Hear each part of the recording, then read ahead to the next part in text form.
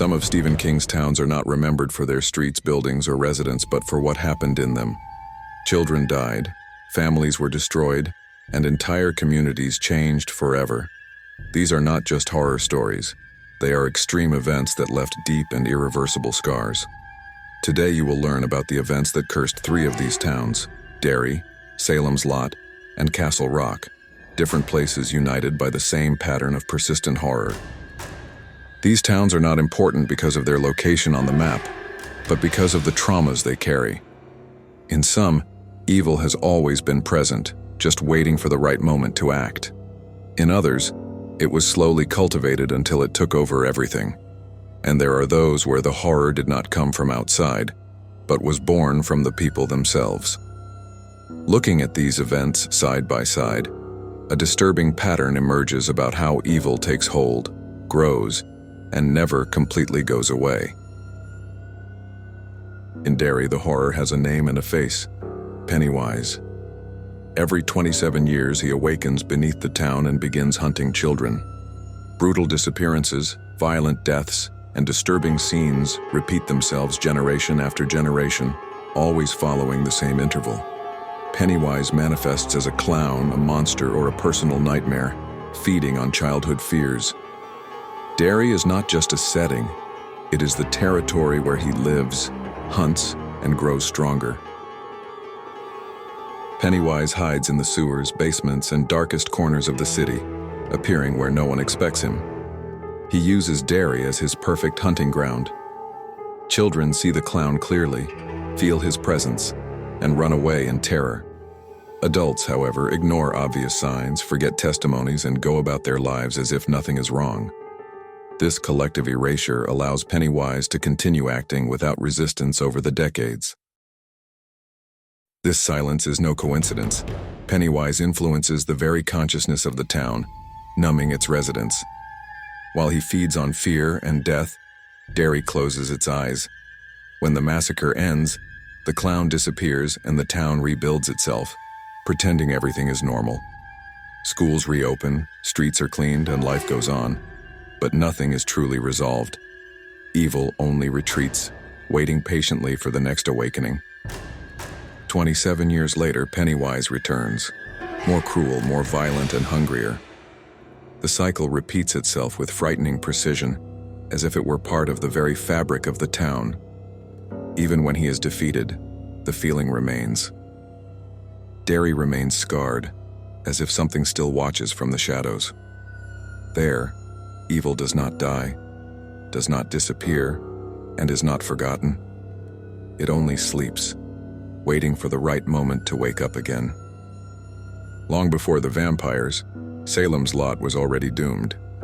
In Jerusalem's Lot, evil manifests itself differently, not through immediate attacks, but through ancient cults, forbidden books, and blasphemous rituals. Something known as the Worm begins to influence the town for generations. An ancient, patient, and silent evil that infiltrates local faith, routine, and traditions without drawing attention. The worm does not destroy everything at once. It slowly corrodes.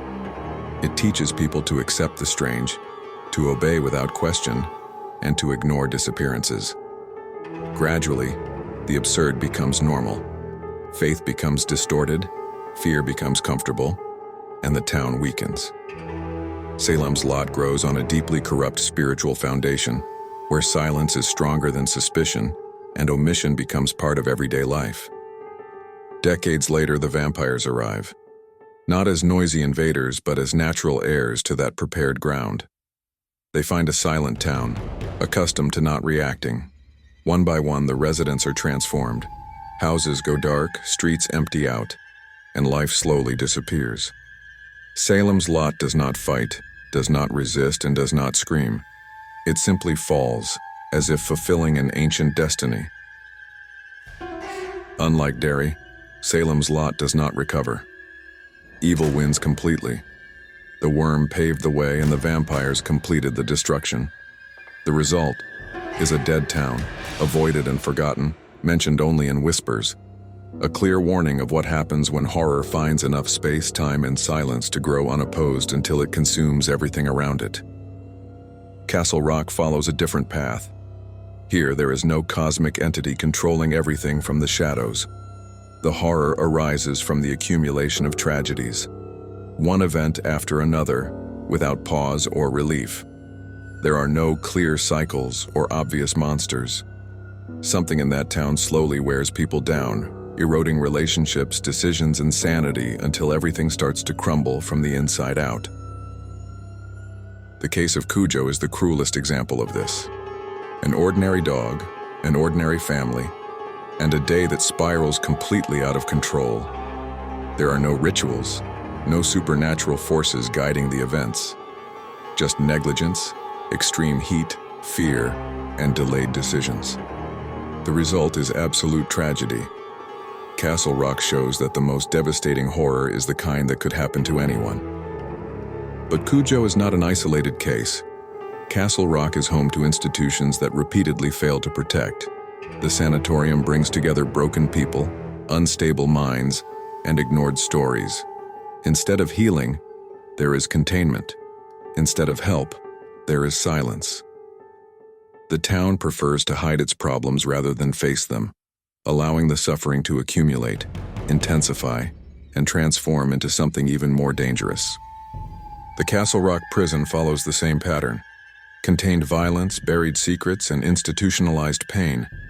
Evil doesn't disappear when it's locked away. It just concentrates.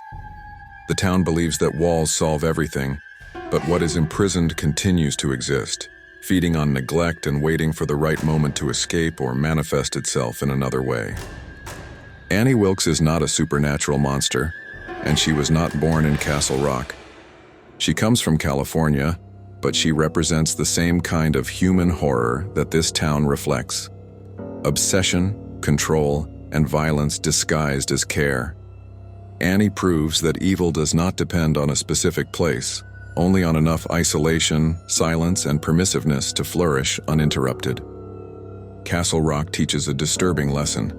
The most dangerous evil does not need ancient entities or forbidden rituals. It is born of neglect, omission, and the inability to act. Each tragedy pushes the town a little further into the abyss, without anyone clearly realizing when the point of no return has been passed or when it is too late to fix everything. When we look at these towns together, the pattern becomes clear. Derry harbors a cyclical evil that always returns. Salem's Lot cultivates an ancient evil until it is completely consumed. Castle Rock creates its own horror, event after event. Different paths lead to the same destination, the quiet destruction of the community and what holds it together.